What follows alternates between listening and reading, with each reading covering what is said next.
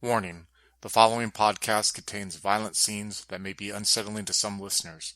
Listener discretion is advised. In the year 1848, the Industrial Revolution is just starting to impact the world. Among these new fantastic innovations came the rise of snake oil salesmen promising to cure everything from cholera to baldness. For the immortals of the night, this means nothing until one such tonic begins poisoning them. Now antidotes and alliances are being sought out. One such alliance consists of Lord William Pelham, an Assamite played by Adam, Augustus Rogers, a gangrel played by Andrew, Herschel Buckman, a Tremere played by Chris, Amir, a Setite played by Slavic, and Joaquin is the storyteller. Diluted is a Vampire the Masquerade story that takes place in the Victorian Age vampire setting. If you wish to contact us, you can reach us on Twitter at twin_cities_VTM or on Facebook at Twin Cities by Night. We hope you enjoy.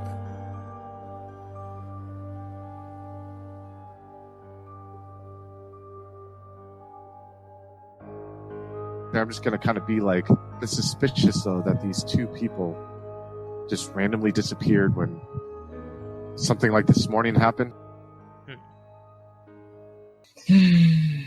Yes, indeed. That buffoon of a failed apprentice of mine probably overlooked something which I'm sure with our skills we could find. Of course. Let us press on and see what we find. When we get to the office, I'm just gonna try on heightened senses to see if I can hear anything in there or smell anything of any kind of, anything that sticks out. No, you pretty much.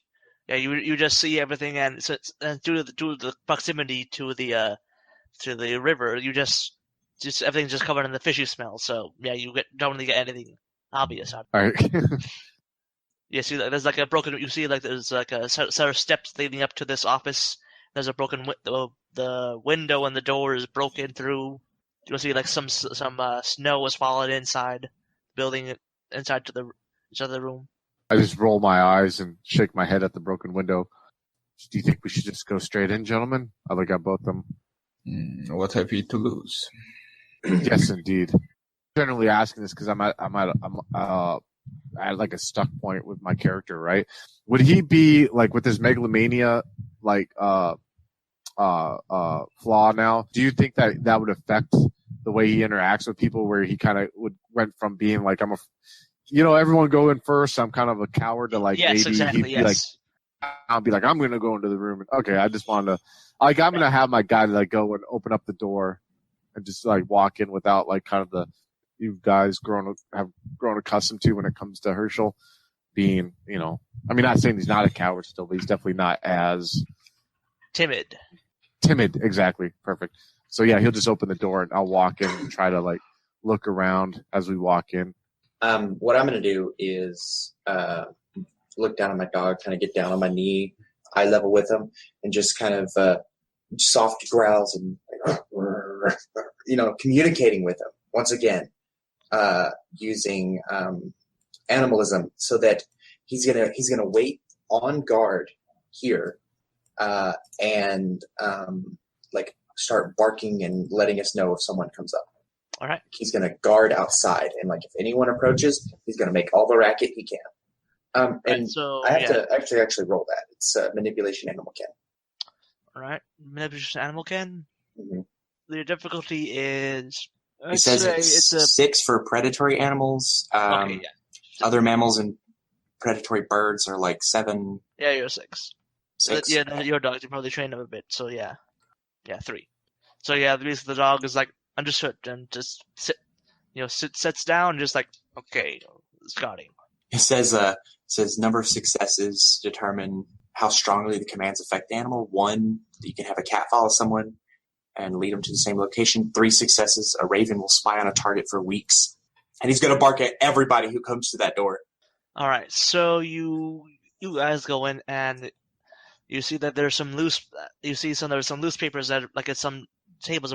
There's some the thing's been disturbed a bit. You see the table's been kicked over, presumably from Robin Robert was resting and is flailing around. You see a table overturned, a desk was kicked a bit, and you see a bunch of the drawers have been opened a bit, and like they're loosened. The papers have been disturbed. But aside from one, there's like some cabinets, and all the rest you see just like it's like a coat rack in the corner, just like a thing saying Connell Brothers business. I'm going to try my best through this hot mess. I'm sure they probably cleaned it out. I pick up a stack of papers. I'll look at Mr. Rogers, and I'm like, you are a man of business from what I can attest. Anything? I'm sure they probably didn't leave anything of importance here. I have 2 dots in finance. Can I use like wits in finance or something like that to kind of try to make sense out of all this paperwork? Yes, you can. Yes. If that applies to it. Yeah. Difficulty. What are you looking for? Anything specific? Just like he said, I want to make sense of the paperwork here. Okay, give it to me 6. Yeah. Okay, I have 1 success. All right. With 1 success, you one thing that you do notice is that the dates on almost most of the papers, like they're at least from 2 years ago. Like you find some more papers from like the more recent, but like there's compared to like most of them, the vast majority of them are from 2 years and back, from to like the start of the company 9 years ago. But up 2 years ago, everything just there's like less of it, far less, So like, too little. these are like these are financial records and everything going back. Yes. Either From 2 years. yeah, I'm going to No, say not out loud. modern Either current. these gentlemen suddenly decided to stop keeping track of their records about 2 years ago, or they are keeping them elsewhere or are hiding them somehow, because there's either missing information by accident or on purpose. I know they know something. If they left anything in here, and I'll look around the room, that somehow left, I could use my abilities, my mystical skills to see their essence, but it's all an absolute mess that Robert's left here. I start kicking around like papers out of frustration here, and I'm looking anything that seems like it could be personal or significant to them. Something, and I just kind of wave my arms at the mess in the office. Can we make perception checks to try and search through the place? Yes, you can. How about give me a perception investigation? So if any of you have investigation, I don't actually know the check. None of you do. I've got alertness. So that's knowledge, right? So that adds a thing to your difficulty. Yeah, I'm knowledge the is difficult definitely can't roll. Okay, It's so skills you none have of you. plus one So just give me difficulty. perception. Yeah. Okay. What's the difficulty? 7. I have 1 Perception. success. So looking through it, you find an address somewhere. You find an address mentioned several times in these documents. It's a address in Whitechapel somewhere.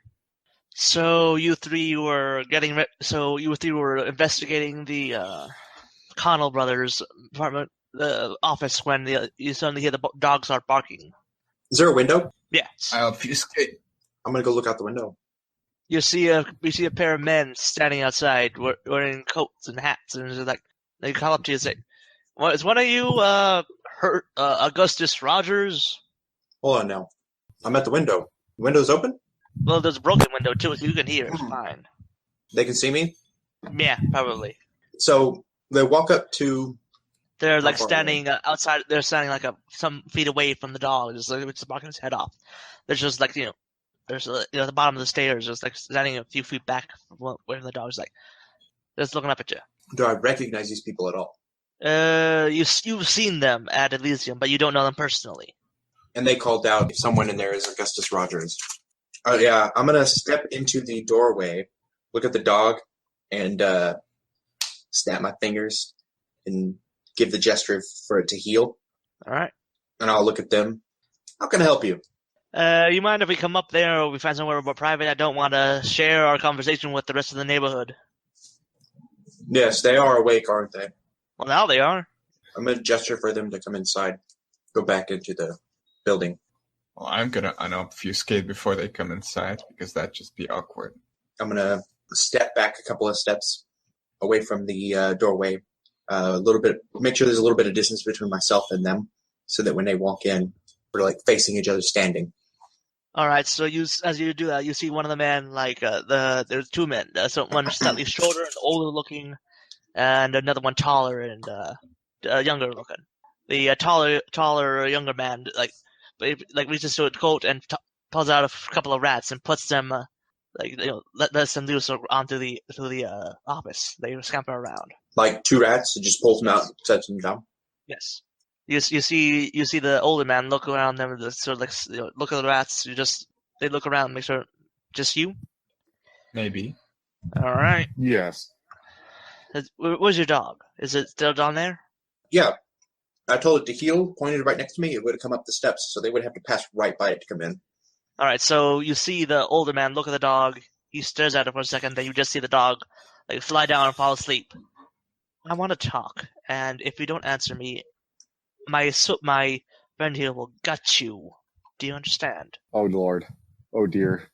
I don't feel so megalomaniac right now. As I like pressed against the wall, trying to hold my cane, you know what I mean? Hands out. How can we help you? You can tell me how my child came to be staked and left out to burn. You see him drop the obfuscate, and you see the Nosferatu come out. You see his jaw sort of hangs almost slanted on his face. It doesn't close all the way. It's just and the rest of his skin's all they're almost like uneven almost. It's bumps and downs, and some parts it's almost bone thin. Otherwise, it's just almost flabby. At him releasing the obfuscate, I'm just gonna kind of relax my posture a bit now. Oh, said all. I will take the paper out of my pocket and kind of open it to the front page, the one I've been carrying around that I got, and just kind of, you're talking about this? At this point, he pulls out a pistol and says, "Yes. Why? You were the last ones to see him. You were the last ones that he spoke to. Why? I'm sorry, I don't know who he is. Solomon Hess. Why is he dead?" That is how you get somewhere, gentlemen, is you address someone with your initial concern in a way that isn't hostile, so that we can just talk this out. Shut your gob. I am not interested in playing around. Something of mine was taken away last night, and I am in no mood to play games. What happened? Oh, Lord. I understand Good, sir. your anger now. You don't have to be so aggressive. We didn't hurt Solomon. I assure you, he was not hurt by us at all. In fact, up until just a few moments ago, my companions and I can assure you that we had not seen him since yesterday. Yesterday evening. Solomon owed me a favor. I have no reason to wish him ill. And do you even know what kind of company you keep? I have some idea, unfortunately. Do you know what Pelham is? If you did, you would know why I am not in the mood to play games. I take it you've already visited him? No. We have yet to speak to him. Trust me, we will. Well, if Solomon was killed in such a way, it's possible Lord Pelham was as well. We haven't seen him either. And what is this about a secret? What sort of company do we keep? You don't even know, do you? Your friend there is an Assamite. Oh Lord! As I hear the word Assamite, I spit on the ground, cursing in Arabic, probably. No wonder why you're so rude to me. Would I even know what that is? Would you know? I don't know. I don't think so. They're a rare clan. I don't have a whole lot of occult or anything. Yeah, I guess really. You might not know. I'm still a relatively new kindred. All right. So yeah, I guess you wouldn't know, but so you want to ask? I definitely know because I'm a Tremere and we're scared. At the reaction, I'm going to kind of can you explain? They eat the Asamites are scum. Every last one of them is scum. I've heard the same said about your clan, and while I am definitely weary and afraid because of their dislike of my clan, I think we should hold off on letting emotions take over and not swipe everyone under the same brush. Emotions don't come into this. If I don't find out what happened, I'm going to kill you, and I won't feel a thing about it. I can understand that, and I trust me. to your child. Matter of fact, we were trying to find something out for your child. Matter of fact, my very right now depends on whether or not I find that answer for your child, sir. I would not want to see him gone. As a matter of fact, we were trying to find him for the very reason that some of us need him. We even left a note for him in the theater because we could not find him. Perhaps that will absolve us of our of your suspicions of us. Yes. Now, because sir, you wrote something on a piece of paper that clears you of killing him. Yes. Before he gathered us, we had no interactions with him, including Lord Pelham of the Assamite clan. He was not brought into your child's attention until your child willed it, sir. I've never spoken to these gentlemen, sir, until the other night, until your child asked a favor of us. Because I assume with him being your child, he is a kindred of great and mighty strength. To manipulate someone of that power, pulling us in within his own atmosphere. And with all due respect, while I understand your anger, and I very well can relate, we have nothing to do with that, sir. And we definitely would not come back to the scene of any kind of crime to try to find evidence of it, which we are trying to do now. And I motion towards the room. We think that the mortals who own this company here are involved somehow.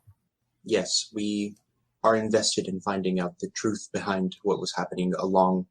And that is why he sought us out. I promise you, his death was unknown and uncertain until you confirmed it just a moment ago. Mm-hmm. Are you willing to place your lives on that for that story? Yes. Yes. All right. Clark, you see the Nosferatu turn to the taller man. Stay with them for the rest of the night. Then report back to me. If you are so honest in your claims, you won't be remiss if I have my friend here accompany you. At the very least, may we know your names? Daniel Locke. Know it, remember it. This is Clark. That's all you need to know. Very well. I nod towards him, like Mr. Clark. He nods back, not saying a thing. For us, I think to make progress, and I'm sure Mr. Rogers would agree, we should probably compare notes to what we know. I take it that these brothers here, the Connell brothers, were somehow brought to your attention in investigating Solomon's death. I didn't know anything about these Connell brothers till just now. All I knew was that you talked to him, and there was a man with a dog seen all around this city. That's how I found you. All we have is this. You see Dan Locke reach into his coat and pull out a knife. This was found in Solomon's remains. This is on the table. Is it whalebone, perhaps? You look, you see that it is. There's small engravings of some initials on it. Just as the man said. You see the initials on it. SC. Is Daniel still there? Yes, they're both still there. They haven't left. Okay, I'm gonna. We were at the Green Serpent not too long ago, and we heard the fishermen talk of a whalebone knife. This has been making its rounds, being out in the open like that. That evidence. I just simply wanted to let you know, sir, that's how we knew it was whalebone. All right. You get 2 nights to prove yourselves. You don't, I take you to the prince, and then he says what to do with you. And if things go my way, you'll be lucky if they just cut your head off. Well, before you go, Mr. Locke, I would like to ask a question, if I may. Your child contacted us and specifically wanted us to help because we all had our own reasons for looking into this. He came to us with knowledge of a location in Whitechapel, and I am finding similar suggestions all around here. An address that's brought up multiple times in Whitechapel. Did he ever say anything to you about this? Or did he go without informing his own sire? He mentioned that he was looking into this. Mentioned Whitechapel. Didn't say where. Well, I think we have a starting point. And I'll point to one of the papers and just kind of tap. That has the address on it. That's where we'll be going. so that you know. If we turn up dead like him, well, I guess you know our story was true. If you turn up dead, then I'll be sorry for you. But that's it. So, get on with this and make sure I'm not making a mistake by trusting you in this. Of course, honored sir. Come on, Clark, join us. And I will go over and like kind of pet my dog and see if I can wake him. All right. If he's damaged, you're paying for him. Clark just that's like, This is a very, very costly breed. I'll have you know. We can pay. You know, it's not that I'm actually like all super confident. I'm just like, I'm a little bit shaken by all of this, like the threats and everything. I have no way to defend myself really from other kindred. So I'm like, as soon as I get confidence, it's like someone shows up and smacks me down. It's like, yeah, you thought you were powerful. No. Yeah, so this is just Rogers' way to try to gain regain a little bit of composure. Be like, you're going to pay for this if he's hurt. Don't kill me. Amber has bad experience with elders, so he'll just shut up and go along with it. Because, well, the last time it didn't end up well for him, and he got shipped off to England. Let's do this. I'm going to be awkwardly silent though, and not mention any of my mystical abilities while this guy Clark, who seems to be very imposing, is keeping watch on us. I'm just like, shut my mouth will be better unless he talks to me, Now this Clark guy, is he like was he obfuscated and dropped the obfuscate, or is he like? He didn't. He looked normal the whole time. He looks like right. So I have no reason to believe he is also a Nosferatu. So as far as you don't know. Yeah, other than he just used some kind of power to make my dog fall asleep. That was actually Daniel who did that. Oh, that was Daniel. Oh, I'm sorry. So, well, I'm not going to make any assumptions then. Just know he's big, tall, and might kill you. So you're making your way towards Whitechapel? Sir. Yeah. Try and find another cab. So yeah, it's about midnight now. So yeah, but you have a bit of a harder time finding a cab, but you managed to find one. Okay. I'm not going to let awkward silence reign. I'm actually going to try and engage Clark. I'll just be like, Clark, since you're going to be following us around, do you mind if I ask you a few things about yourself? Don't need to know. I see. Well, I disagree. I think it's very important that we understand each other. I know that you are probably very lethal. Is that correct? He nods. See, you could tell me a few things. You're probably someone that we wouldn't want to upset in any kind of way. So if you have any concerns about behaviors or things that might set you off, I would appreciate knowing. He points at Amir. He stays visible. See, communication is very important. Good sir, can I try something while there's a pause in the conversation? Your feelings on Solomon? Just the answer. I'm going to do oral perception. I would like to do an oral perception. I could find out his reaction when Solomon's name is brought up. Spent willpower, but no, I got 2 successes. So yeah, obviously it's a vampire and that dark blue, which is suspicious.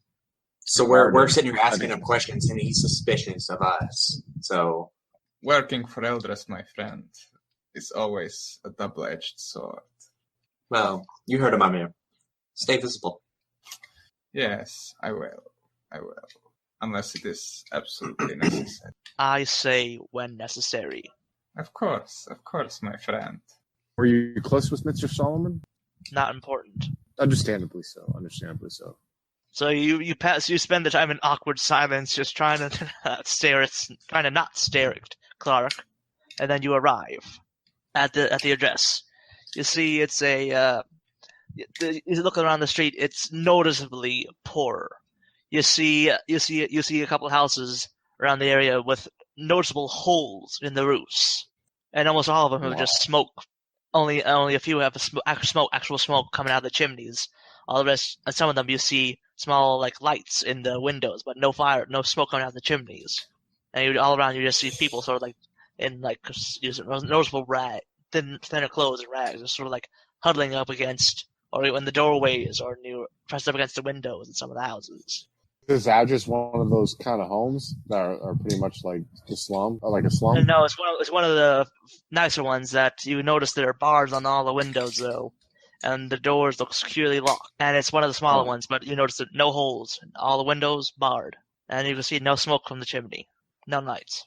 Normally, at this part, I would let I look over at Amr kind of disdainfully, thief have his way. But you made it quite clear, Clark, that he's to stay visible. So do you have any suggestions on how we should approach? We open door.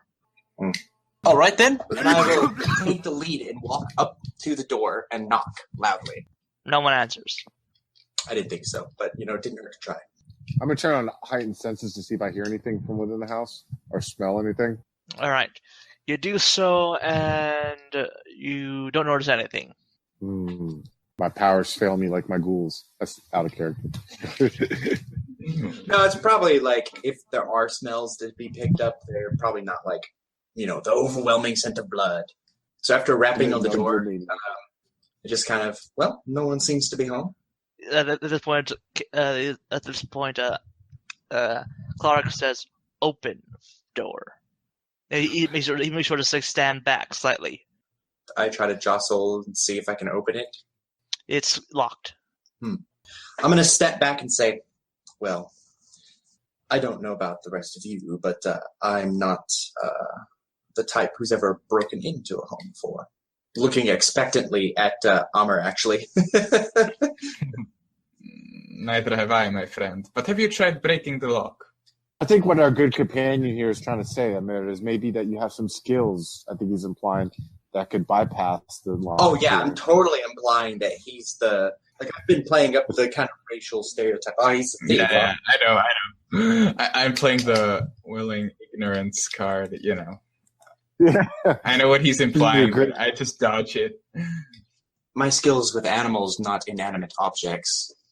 Maybe your travels have taught you skills that could bypass these locks, Amir? Yeah, I'll probably try to, just open the door by force. So you are at strength 4 with the blood pool point? Yeah, I'd be strength 4 with the blood pool.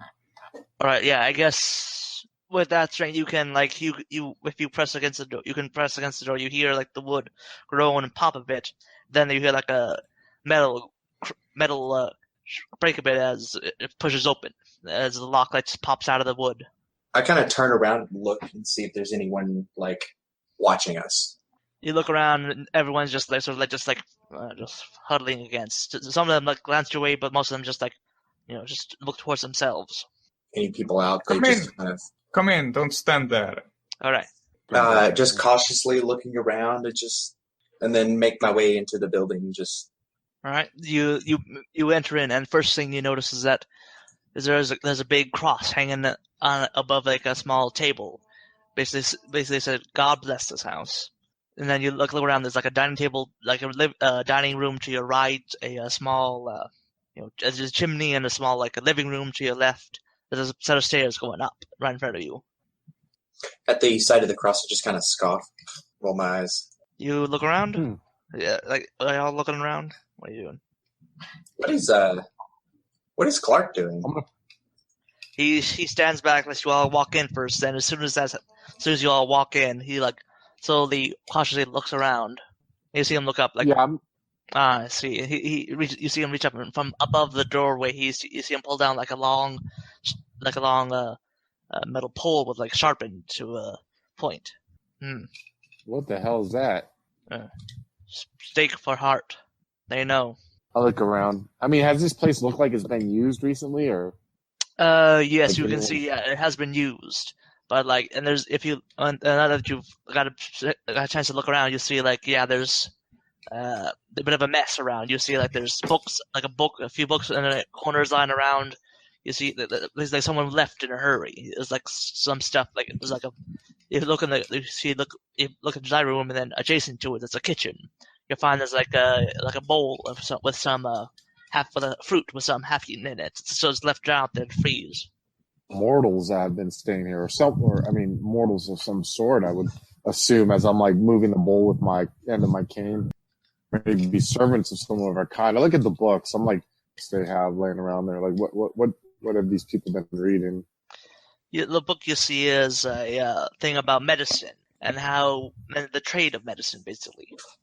Whoever lives here, which we could take it, might have been the brothers. And I motion towards the books on the ground and the stake. I actually have 2 points in medicine, so if I can find something more about it, that'd be cool. Or I'll try to find something. Okay, so who's looking where? There's the upstairs, there's the living room, there's the dining room, and there's a kitchen adjacent to the dining room. I'm looking into the nature of the books, or what they've been reading on. Yeah, you see there's a bunch of things about finances, a few you see the books missing. You see a couple things about medicine. At least one. I'll focus on those about medicine. Imagine that Clark is kind of like watching Amr. He didn't seem to like him a lot. So while he's distracted, I'm going to go upstairs, look around. All right. Yeah, I'm gonna stick with Amir because Right. I don't like. I mean, would it be that they're trying to create that they know something about this elixir? And again, I kind of poke at the book on the ground with my cane. What other rooms are down here? I said there was a living room to the left, to the right. There's a dining room, and adjacent to the dining room is a kitchen. I'm gonna go in the living room. And I'm gonna go like look around and see what's going on in the living room. All right. You look around. You see you see there was like a fireplace that at one point had some fire in it. But as you look around, like it's all cold now. Nothing's left behind. It looks even a bit frozen a bit. And I walk back towards Amir. Yeah, I walk back towards Amir at a brisk pace. I pick up one of the books, and I'm going to see. And I look in the ground. I'm going to pull out my chalk and start drawing a circle again on the floor, and put the book in there. And I'm going to try Aspects 3 on this What book is it? medicine book here. All One of right, the medicine. medical books there. Difficulty 7. One success. Yeah, a man held it, and he was excited when he read it. This was a man who seemed oddly excited to be reading a medical journal while doing it. But other than that, I can't get no damn impression from this thing. I stand up frustrated and just kind of swipe at the book with my cane to get it out of the circle. Could you recognize this man if you saw him again? My arts are failing me. It must have been Robert and his I just kind of like storm off, No, I cannot recognize this man. Look at Clark. At first I feel defiantly, and then I get a little like, oh shit, I should shut up. I go and I start looking in the dining room area. Yeah, you find that things. The dining room things are much more.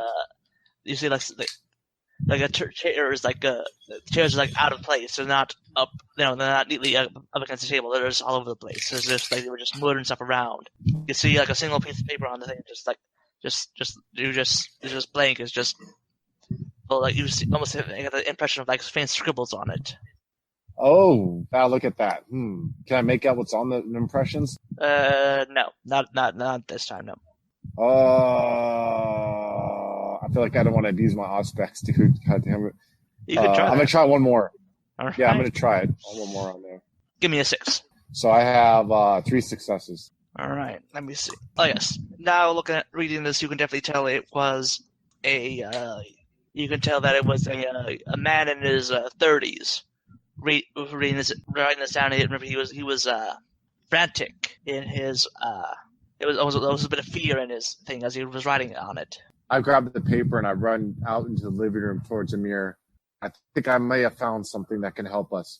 Into his chest, all in excitement. Whatever was written on here was written by a man who was in fear and frantic. A man at the age of 30. There's an impression, but I cannot tell what is written on there. I'm at a loss here. I don't know what I can do here. I see. Okay, and what do you want me to do? Unfortunately, my arts are, like I said, not about enlightenment, but closer to cloaking and perhaps cursing. I look at Clark, what you Yes. are trying to find here, but none of us know how to decrypt this key. Rub charcoal on it. See, strong, silent, and wise. Very good indeed. I raise an eyebrow at Amir. I head towards the the fireplace, hoping that there might be charcoal or something around there like that I could rub on there. See. So, So we go do that at this letter. while they're doing that, I went upstairs and just kind of switch around. So yeah, upstairs you see there's a hallway with several rooms leading off. You see that if you look, like two of the doors are slightly open. You can see like there are two on the left, two on the left, one on the right, and one straight ahead. Okay. You can see the one at the end and one on the far left are both slightly open. You see like there's a hint of like a bed in it. Mm-hmm. I'm gonna try. The other two are closed. Okay, I'm gonna go down the hall and open every door that's not open already, and just look in the room one at a time. Just kind of look around real quick to get a quick idea of what everything is. The first door on the left is a bathroom. The door on the right is a study of some kind with books and more papers on the desks. Okay. One on the far left is a bedroom, and then the one on the far end is another bedroom. Okay, then after looking at each one, I go to the study and look around in there. And I'm gonna kind of go through the desk and the paperwork and see what I can find. It's mostly empty by this point. You just see like some half shredded, half torn scraps and paper and stuff like that. You see that out of this place, this was like actually deliberately shredded and destroyed. I don't know what to make of that. Okay. So it's like torn up into tiny little bitty pieces, like little bitty, just not chunks big enough to where I can like put pieces together and look at it or anything. Some are not. Some are like pieces. They're just like it's just chaos all over the place. Okay. So it's pretty bad. All right. So I guess while they're doing their little chalk thing, I'm gonna be doing like a thorough like search of the bedrooms next. Like maybe looking under the mattresses, behind maybe furniture, and seeing if there's anything back there, that kind of thing. Just looking, seeing if I see anything. Okay, so yes, in the first bedroom, you see that there is a hanging up on the wall. You see silhouette pictures almost. So I don't know if these exist in 1848, but in this case, they do. Basically, that you take like a picture, but you just see the silhouettes of a person's face. Yeah, so it's a painting, though. Sort of, yeah. You see three of them. Like you see like outlines of two men and a woman. Huh? Are they large or palm size? I guess. Like okay. And they're hanging up on the wall. And it's just a silhouette, and that's it. Yes. And all the rest you see is just almost empty. You see a few clothes hanging around. You see, but like the bed itself is like it hasn't been touched. You see no suit. You find no suitcases, no clothes, no shoes, nothing. It's just all gone. Okay. The paintings, kind of just remove them off the wall or pictures and bring them down to them. Yes. Do you want to check out the other bedroom? Or are you just going to take that down first? Yeah, let's check out the other bedroom first. And then I'll bring whatever I find and be like, okay, I've got nothing. This is all I found, kind of thing. All right, so the second bedroom, you see that similarly it's empty, almost all gone. You would like check around behind the bed. Similar thing, clothes missing, no shoes, no suitcases, nothing. You look behind the bed though, and you see written and carved into the wall. You see names. Okay. And a message written in Gaelic you can't read, unless you do. It's Irish, basically. I just read English. All right. So you see it written. You see it carved into there, and you see like Rebecca, Susan, Joseph, Patrick, Moira, all the rest. It's just names. All right. I'm gonna call out to the rest of them and try and pull this bed out to get a better view of it. And get up here. You need to come see this. You see, it's almost like the entire length of the bed. Just names upon names upon names. Hello, folks. Have you ever wished you could have an easy way to find gameplay videos and podcasts, or just media in general that deals with your favorite White Wolf role-playing games? Or have you ever wished you could find a forum to share gameplay that you have recorded, one which wouldn't be drowned out by random posts and discussion, so that your media could get the attention you want? Well, we have the answer for you in a Facebook group we run called White Wolf RPGs Gameplay and Media. The group is specifically ran with the sole intent of it being a one-stop shop for people to view or share media involving the games we all love. we take thorough steps to ensure the page does not become cluttered and is easy to traverse. We are currently over 1,000 members strong, and we are continuing to rapidly grow, with new media being shared every day. Stop on by. We hope to see you there. High Level Games, the industry's first choice in taking your games to the next level. We are a podcast blog and new media network at highlevelgames.ca. We have blog posts about all of your favorite games going up 5 days a week, and a podcasting network with actual plays and shows that discuss role-playing games, with more rolling out all the time. We are on iTunes, Twitch, and YouTube. Find out more information at highlevelgames.ca, a site that certainly isn't controlled by a shadowy board of directors of otherworldly origin. That's highlevelgames.ca. Please, help. They're coming.